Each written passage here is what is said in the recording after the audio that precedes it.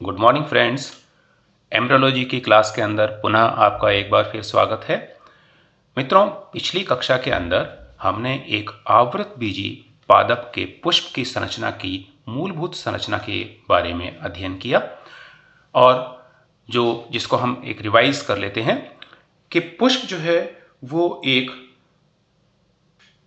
Mother axis के ऊपर या मातृ अक्ष के ऊपर लगा होता है।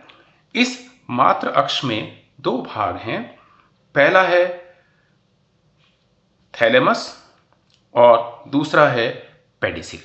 पेडिसिल यानी पुष्पवृंत, जिसके ऊपर पुष्प लगा होता है, और पुष्पवृंत जहां पर जाकर उसका अंतिम सिरा है, उस अंतिम सिरे के ऊपर एक संरचना विशिष्ट होती है जिसे हम थैलेमस कहते हैं।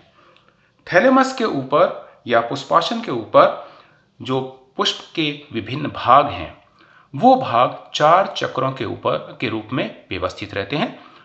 बाहर के दो भाग, 2 चक्र, वो सहायक चक्र कहलाते हैं, जबकि अंदर के 2 चक्र आवश्यक चक्र या एसेसरी सर्किल्स कहलाते हैं।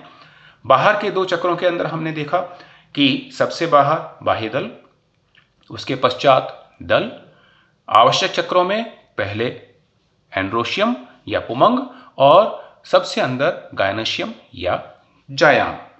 इस प्रकार ये एक पुष्प की मूलभूत संरचना बनाते हैं। अब हम एक एक करके हम इसके जो रिप्रोडक्टिव पार्ट्स हैं या जनन अंग हैं, उनकी संरचना के बारे में अध्ययन करते हैं। सबसे पहले नर जननांग की बात करते हैं। किसी भी पुष्प की जो मेल रिप्रोडक्टिव पार्ट हैं या नर जननांग है, उनको हम एंड्रोशियम या पुमंग कहते हैं। पुमंग के एकल संरचना को हम स्टेमन या पुंकेसर कहते हैं। यानी एक या एक से अधिक पुमंग हो सकते हैं, लेकिन प्रत्येक एकल संरचना को हम पुंकेसर या स्टेमन कहेंगे। स्टेमन या पुंकेसर के 3 भाग होते हैं। पहला भाग है एंथर या परागकोश, दूसरा फिलामेंट और तीसरा कनेक्टिव। हम डायग्राम के अंदर देखते हैं। एंथर यानी ऊपर के जो तंतु के ऊपर लगे हुए जो भाग हैं, लोब्स हैं, उसको हम परागकोश कहते हैं। जैसे आप यहाँ पर देख रहे हैं, यहाँ इसके अंदर ये पूरी संरचना ये 4 परागकोश बना रही हैं। ये एक अनुप्रस्थ काट है एक एंथर की। इसमें हम ये पाते हैं कि प्रत्येक भाग, यानी ये 2 भाग हैं, ये देख रहे हैं, यहाँ से हम इसको विभक्त करें तो एक भाग एक तरफ और दूसरा भाग दूसरी तरफ। प्रत्येक भाग के अंदर 2 कोष्ठक होते हैं और दोनों भागों को अगर हम मिलाएं तो टोटल कुल मिलाकर 4 कोष्ठक हो जाते हैं। यानी एक पुंकेसर की संरचना की अगर हम बात करें तो ये द्विकोष्ठकीय और चतुष्कीय बीजाणुधानिक संरचना होती है, यानी बाइलोब्ड और टेट्रास्पोरेंजिड। बाइलोब्ड का मतलब ये आप देख रहे हैं, ये एक लोब है और इसी प्रकार ये दूसरा लोब आप देख रहे हैं। प्रत्येक लोब के अंदर यहाँ पर आप एक माइक्रोस्पोरेंजिया या लघु बीजाणुधानी और यहाँ पर ये दूसरी माइक्रोस्पोरेंजिया या लघु बीजाणुधानी, इसी प्रकार से 2 लघु बीजाणुधानी यहाँ पर। तो संरचना क्या हुई? ये है बाइलोब और टेट्रास्पोरेंजिएट, द्विकोष्ठकीय चतुष्कीय बीजाणुधानी। अब हम इसकी संरचना बाहर से अंदर की ओर पढ़ते हैं। इसमें सबसे बाहर की तरफ हम देखते हैं एक कोशिकीय संरचना भित्ति के रूप में पाई जाती है, जिसको हम एपिडर्मिस या बाह्य त्वचा कहते हैं। तो परागकोश के अंदर हम शुरू कर रहे हैं। टोटल 4 प्रकार की संरचनाएं होती हैं प्रत्येक परागकोश के अंदर। सबसे पहला है बाह्य त्वचा या एपिडर्मिस। ये आप देख रहे हैं एपिडर्मिस, अभी मैंने आपको बताया। उसके नीचे की जो परत है, ये परत कहलाती है अंतःस्थीसियम या अंग्रेजी में हम कहें एंडोथीसियम।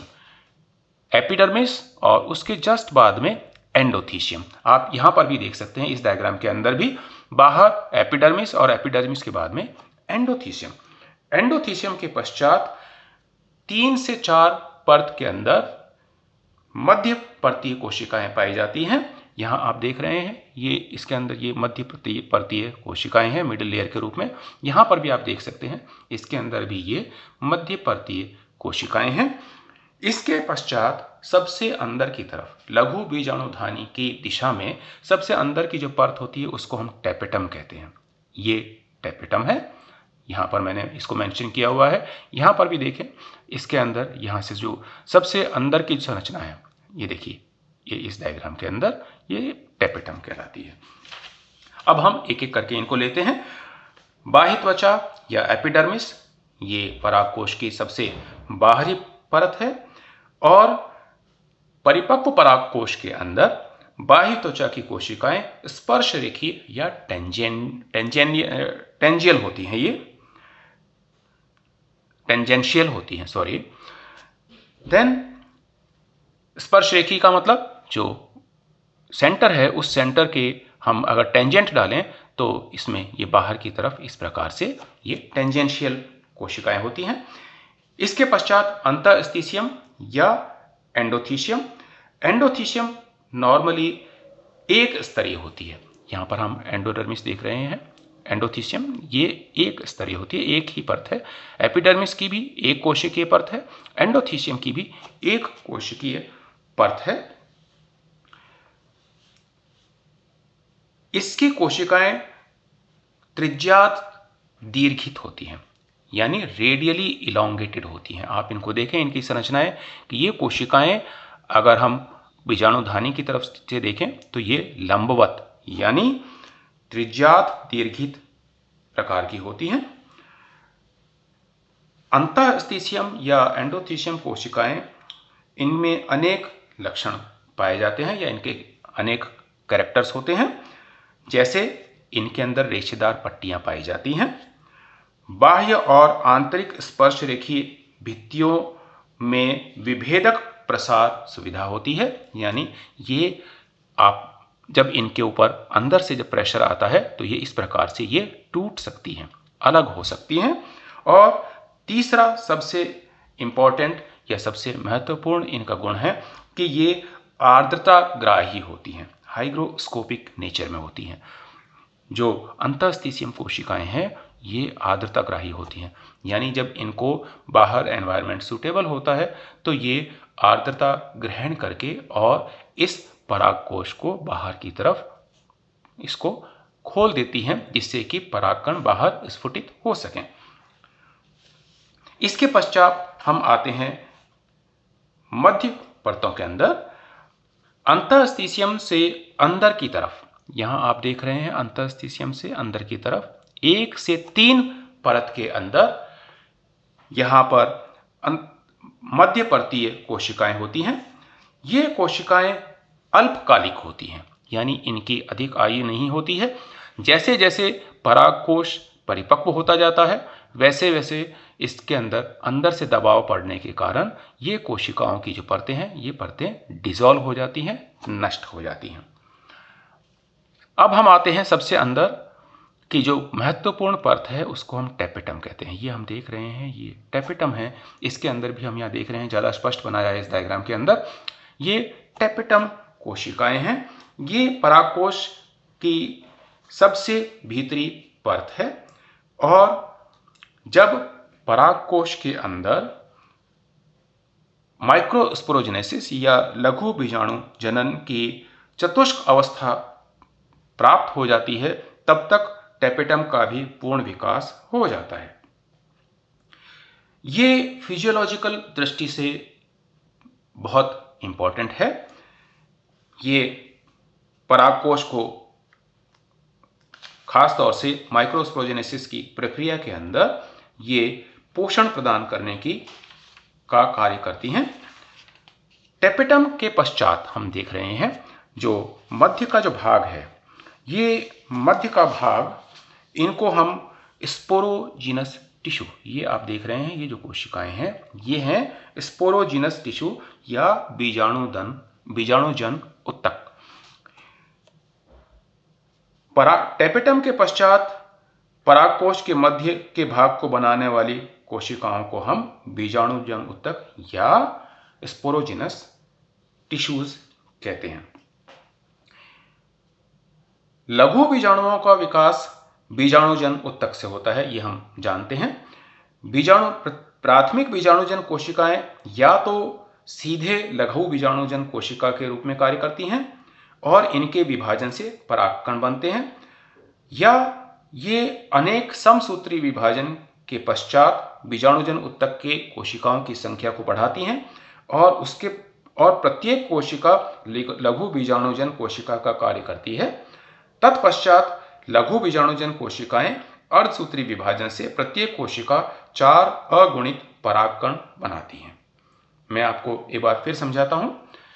ये हम यहां देख रहे हैं स्पोरोजिनस टिश्यूज या लघु बीजाणुजन उत्तक।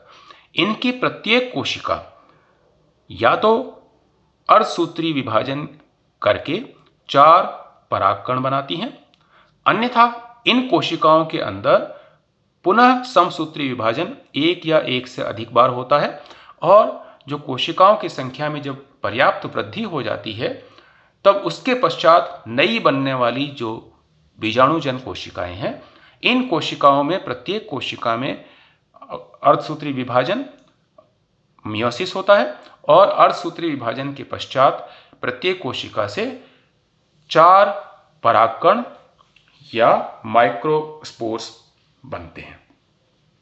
तो मित्रों, आपने देखा कि परागकोश की संरचना जो अभी मैंने आपके साथ में डिस्कस की कि ये एक बाइस्पोरिक और टेट्रास्पोरेंजिएट संरचना होती है, और इसके जो मध्यस्थ भाग है, इस मध्यस्थ भाग के अंदर लघु बीजाणुधानी या माइक्रोस्पोरेंजिया होती हैं, जहां पर माइक्रोस्पोर्स या परागकण बनते हैं। Thank you. अगली क्लास के अंदर हम ये जारी रखेंगे। Thank you very much.